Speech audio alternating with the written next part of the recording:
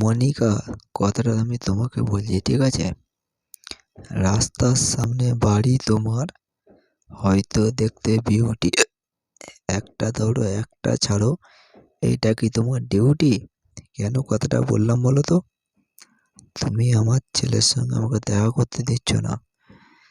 এখনো বলছি যে ডিভোর্স স্বামী স্ত্রীর মধ্যে হয়, ছেলের মেয়ের মধ্যে হয় না, ঠিক আছে?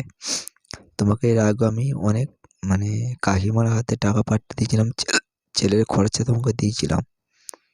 তো তুমি সেই মর্যাদা রাখোনি। তুমি আমার সঙ্গে থাকবে না, আমার সঙ্গে ঘর করবে না, সেটা আলাদা জিনিস, ঠিক আছে? সেটা ডাইরেক্ট বলে দাও।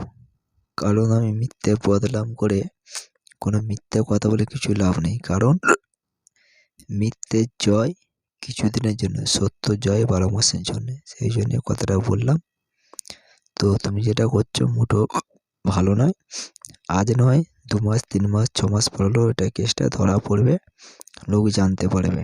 যাই হোক, তো তুমি যে কেসটা ব্যাপারটা করছো মোটেও ভালো না। আমাকে রাস্তাঘাটে মারধর করাচ্ছ, লোকেদের গালাগাল করাচ্ছ। কারণ একটা এখন ভারতে আইন খারাপ তো।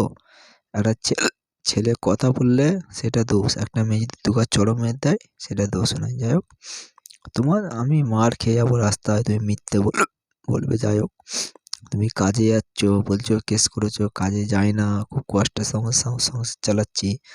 তুমি যদি খুব কষ্টের সঙ্গে সংসারই চালাও, তুমি কাজ করো না, সব প্রুফ আমার কাছে আছে। তাহলে রিসেন্টলি 22,000 টাকা দামি ফোন, 1800 টাকা দামি হেডফোন আর 3,000 ট্যাটু তো করলে।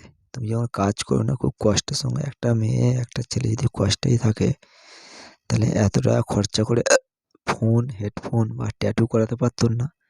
তাহলে তুমি নিশ্চয়ই কোথাও নাং করছো। নাং না করলে এত জিনিস কোথায় পাবে? নিশ্চয়ই নাং করছো। তো সত্যি কথা তোমায় আসতে হবে, ঠিক আছে? তোমার বাবা নাকি 50,000 টাকা তোমাকে মারধর করতে আমাকে দিয়ে গেছে, 3 ভরি সোনা দিয়েছে। কতটা দেখাতে পারো? সত্য কথা প্রমাণটা দেখে বলো, ঠিক আছে? তো ভালো থেকো, সুস্থ থেকো।